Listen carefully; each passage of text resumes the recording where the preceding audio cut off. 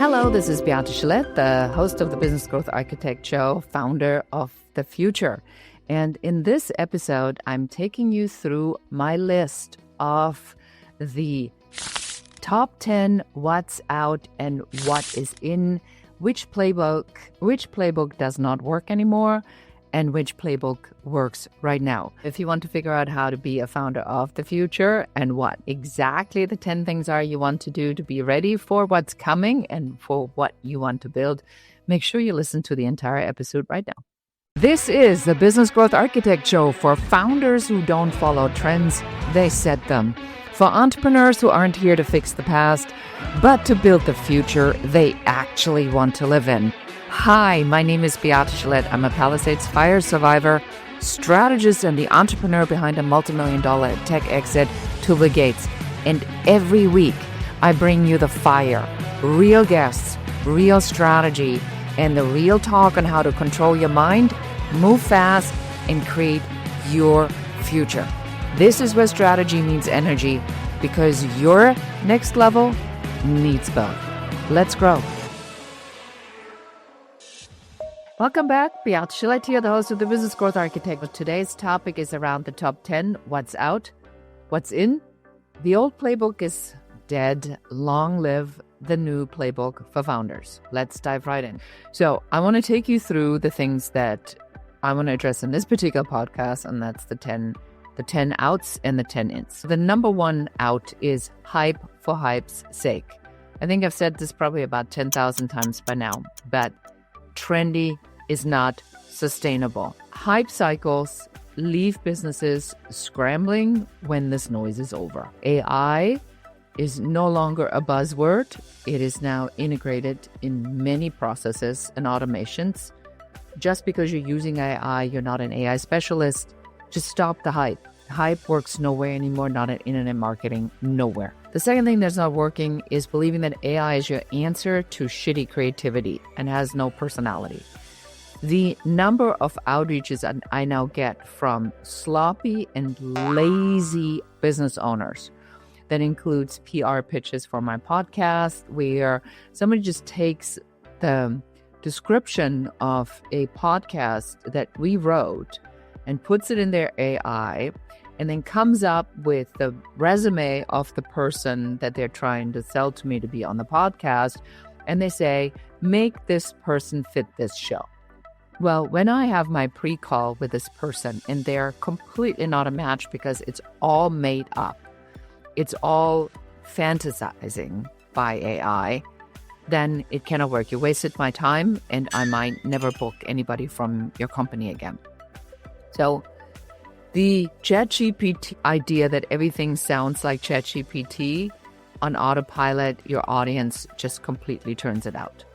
AI is a tool. It is not your voice. AI is notoriously non-reliable. And if everything sounds the same, like words like profound, it's not just it's this. I do enough AI to recognize when something is not working. The next thing that's not working is the 4-hour workweek fantasy. I didn't like it then. I didn't like it in between, and I do not like it now. The 4-hour workweek fantasy that you don't work somewhere, you find all these things and services, the automation that does all the work for you while you sit on the beach drinking beverages with umbrellas on it, is a fantasy. It sold books, not scalable business. Without the expertise in automation, systems creation, it is useless because it's going to be nothing but a myth that's leading to disappointment. Let's talk about point number 4, death at the water cooler. I know that's a pretty catchy title. What do I mean by that? It's this rigid, fear-based culture. Creativity, right? I've talked about this on the show too. We are now in a, as I said, not a disruptor, but in a rupture moment that will lead to transformation. And if you are buying into what everybody else is saying, oh my gosh, it's so difficult, oh my gosh, what are we going to do? The industry is in distress. All you're going to do is spinning your circles because you're trying to put a Band-Aid that's already broken. You have to, and we talk about this in the top 10 on the other side, you have to look into the future. When you try to revive a stale culture, you will get more of the same stale results. Now, the next thing that's out is no work-life balance, working 80 hours a week and calling it a success. The hustle culture is not, I see, is working well anymore with this new generation. Again, I'm thinking about when I was at Human Tech, and I am talking to people that are going into the meditation in the Soul Tech track, which my friend Edward Weisberg has facilitated. And then they go from that meditation into the conference to listen to a talk or a pitch. And you think about this ability to have both while you're at a conference, to go in a meditation or to go and try a new technology that is around mental health and balance, and then you go back to the conference. That's pretty freaking amazing. These models are already being designed.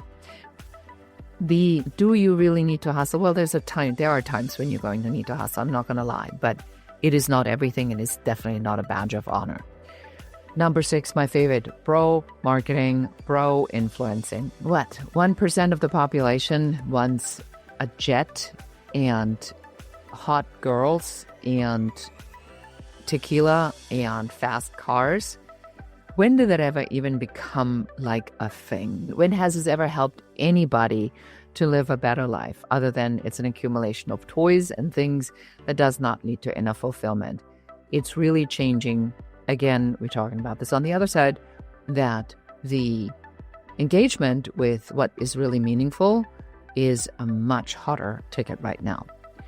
Loud, manipulative, ego-driven marketing techniques are definitely out, and they're definitely losing trust, and they're definitely losing trust fast. Another one of my favorites is the LinkedIn outreach. I call it the first date naked LinkedIn outreach. When somebody shows up on a first date with you naked, just in case. What do I mean by that? Without building any relationship, without an introduction.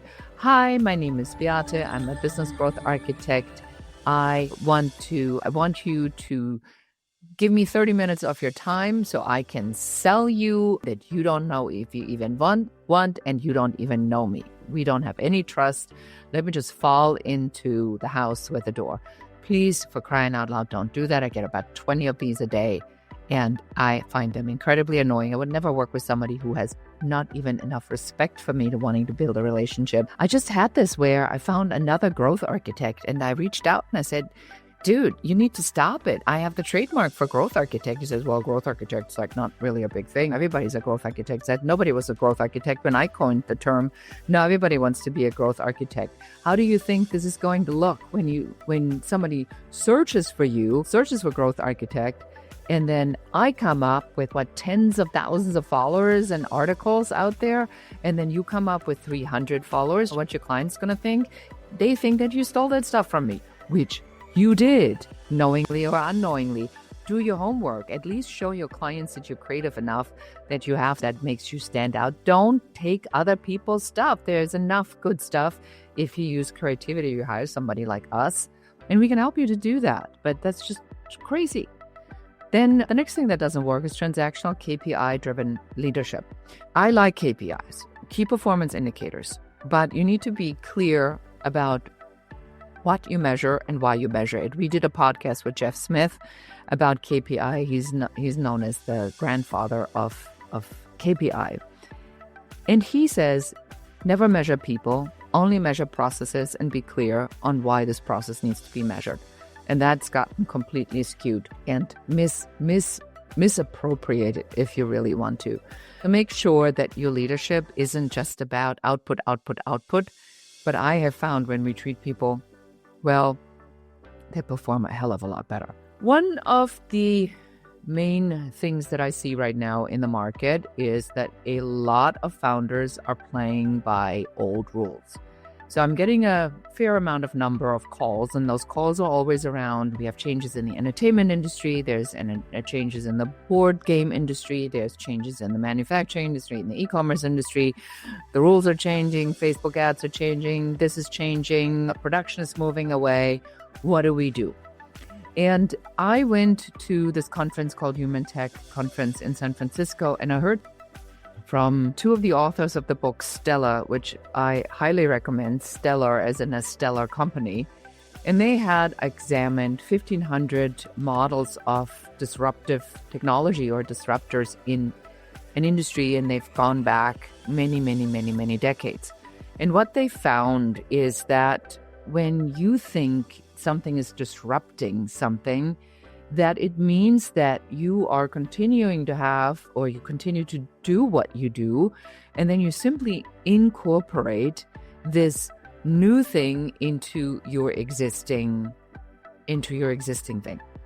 The reality of it is different. The reality is that companies that use the new thing or the new technology, the disruptor, to build their business outperform the other ones by a far margin. Why is that? Because you're trying to take that is new, that is far out there like AI, and you're trying to figure out how you're going to make your existing business work with AI instead of thinking about how are you going to use this new technology to maybe change your complete business based on what these new disruptor ideas. And my final one in the top 10 of outs is pretending you have it all together, the picture perfect, the over-filtered, over-injected, over-everything image of you that is still trying to make it sound like you are infallible and you got it all together with zero vulnerability. That's just not going to work. All of this stuff is out. So let's talk about what's in. What is in this next generation of business for founders? This is where the sweet stuff really happens. Self-care, number one, is a business concept, and it is a business strategy. If you don't get into the proper vibration or resonance to attract people to you that are operating on the same frequency, you are making it unnecessarily difficult. But for that, you have to put some time, energy, and effort in this. What brings you on this particular resonance? What creates this alignment with a frequency you want to operate on? Think about yourself like a radio tower, or, if you have a phone with Wi-Fi or Bluetooth, you understand the concept of transmission and receiving. If it's on the same frequency, there will be a transmission. You need to think of yourself as vibrating in the same frequency. Number two, creativity fuels innovation. It is really amazing to me how a lot of people in this market right now are trying to actually get rid of creativity by making you more efficient. Because if you're really super efficient, somehow do they think that there is a creativity that comes with it? Creativity does not come from filling every moment of your day with in it. It comes from allowing open spaces in your day so that these ideas on this frequency can actually come in. Make sure that in order for you to have these ideas and creativity in your business, you're going to have to operate a little bit different other than these super 1, 2, 3, 4, 5 businesses. There has to be room for that. The next thing that's in is nimble. Nimble and humble in a way, because nimble beats massive any day of the week. A large company like Meta or Google, why is the reason that these companies buy other businesses? And why do they buy these highly specialized businesses? Because they have no creativity, they have no innovation, because they beat it out of other people, which is why they go to these conferences and then they poke around and they see what other people are doing and then they buy that for an exorbitant amount of money because they know that you are creative and they're not. Because that's not what these businesses are built on. The bigger the business, the more processes and systems and standard operational procedures you need to have.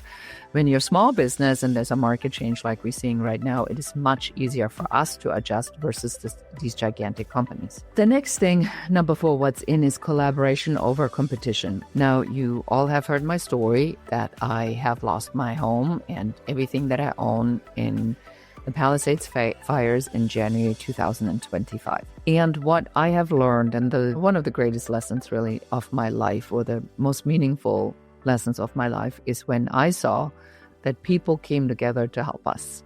And that was in a way that I never expected it. I didn't ask for it. I was on the receiving end of much generosity. And ever since, people still have been coming to me and been offering collaboration. They now want to be around this new version, this version 3.0 that is emerging, because I had made a decision at the time, and I'm still making this decision because I'm still in the thick of it, that this old version of me does no longer exist. Even if I wanted to recreate it, I'm not the same person. Something really dramatic happened to me. I have to honor that. What does it mean? It means that this new era really is about partnerships, community, shared success, because there's enough for everyone out there. But it is you who needs to step into this from this mindset perspective and say, sharing is really good. I really want to bring these people to me. Number 6, what's in conscious and purpose-driven business models. Now, I am seeing this, and one of the things I'm getting more into, or which I'm being drawn into, or maybe this is the energy and the resonance I'm sending out, which is why it's coming back to me, is a lot of founders that are looking for investment capital that have these really insane ideas that I believe in the market are going to make a huge impact. Businesses that we didn't even think could exist, or products that I've never even heard of that are like really brand new. They're even like entirely new categories. And these companies are building these because they want to change the world and they want to make an impact in a more meaningful way, because they see different problems that existed out of the way we've been doing things. So this overwork, this out of balance, we have so much disease, we have so much cancer, we have so much unhappiness, anxiety, panic attacks. We see depression on the rise. Suicide rates are crazy. And a lot of this is coming from living in this world that's really not aligned with who we are as people. A lot of these impact-driven businesses are coming together now, and not just are these impact-driven businesses emerging, the investors are showing up too. Why are the investors showing up? Because think about it. The idea of the unicorn, the next Dropbox, the next YouTube, the next Snapchat, the next Twitter, they're 1 in 100,000, 1 in 250,000. So a lot of investors have actually figured it out now that these models are not sustainable, because an investor thinks about this differently. So an investor may take $1 million and put $1 million in 10 different companies. But if the margin is 1 in 100,000, then you would have to have 100 companies that you put that kind of money in it and have one succeed. And then are you going to be making your money back plus more return on investment? I'm seeing in the investor space also there's a lot of very exciting stuff happening on the investor side as well. What we're seeing is not just on our end, it is literally on every available aspect of it. Now, what's the next thing? Point number 7 in what's in mental resilience as a competitive edge. Your mindset is no longer optional. It is no longer it would be nice to have, or one day I'm going to get to it and I'm going to get my head screwed on right. But it's the foundation of how you lead, create, and innovate under pressure. Mental resilience is, because of the transformation that we're going under and because of this intensity that we're living in, absolutely necessary. You cannot allow yourself to be thrown off by everything. I woke up this morning to a whole bunch of messages. So my mother's in the hospital in Germany. I'm running a group, a couple members left, never even talked to me about this. And then I had another major problem somewhere else, and I'm waking up, I'm already all frazzled. You have to make sure that you protect your mindset and do not believe everything you think. You have to control over your thinking. Number 8, creating while you live, not waiting for someday. Well, that's one of the points I've also stressed over many, many, many, many times. There is no there. There is no point in your life to get to. I thought I was at this point. I had the house. I just got married. We have 4 daughters between the two of us. We are expecting our second grandchild. We really have things together. And we thought we had it all and we could sail in the sunset, and boom, overnight, everything is gone. There is no there. You have to make sure you're enjoying the moments in between while you're here right now. Because if you're waiting to get to a point, you're falling into the trap of waiting until you retire, and then you burn your health and your relationships. You're by yourself and miserable. Who are you going to enjoy it with? Make sure you enjoy things in the process. Then number 9, community over transactional leadership. Well, it is much better if you are connecting with people consistently versus trying to have one transaction and then having that transaction be the only transaction, because then you need to find another client. We really need to look at business models that allow us to have multiple transactions, but build on communities where people then can be together, communicate, interact with each other, peer-to-peer, where they're supporting each other. That, to me, is a sign that a good leader values humans over headcount, real relationships, build loyalty. You want to step outside and go one step further and connect with people and make it about them personally versus just the transaction or the business, because ultimately we all do business with people. And finally, number 10, integration across life and business. This is probably the largest change I've seen in my lifetime, because when I started working at 16, I heard that there is a persona at work, and then there's a persona at home, and there's a different persona as a parent and a different persona in a relationship. That is no longer appropriate. You have to be consistent, and you want to be consistent throughout. It makes life much easier if you actually can be you. And if you don't like who you are, or if you still have work to do, you find the model and you find the persona that you want to become, and then you need to act and behave like this person so that you can set this motion based on all the principles we always talk about on the show, in motion on how to get to this particular point. To sum it up, the 10 outs and the 10 ins. We are living through a rupture. No question in my mind. Old systems are collapsing. Outdated playbooks are crumbling. But the opportunity exists. It is creativity, conscious leadership, innovation, and collaboration. All of these are the new power tools. And this next generation of founders, you, the founder of the future, is not asking for permission. You are building the world that you want to actually live in. And that is a power that you and only you have. Use it wisely. And with that, I say goodbye for today. That's it for this episode of the Business Growth Architect Show, Founders of the Future. If you're done playing small and ready to build the future on your terms, subscribe, share, and help us reach more trailblazers like you. And if you're serious about creating, growing, and scaling a business that's aligned with who you are, schedule your Uncovery session at uncoverysession.com. Lead with vision. Move with purpose. Create your future.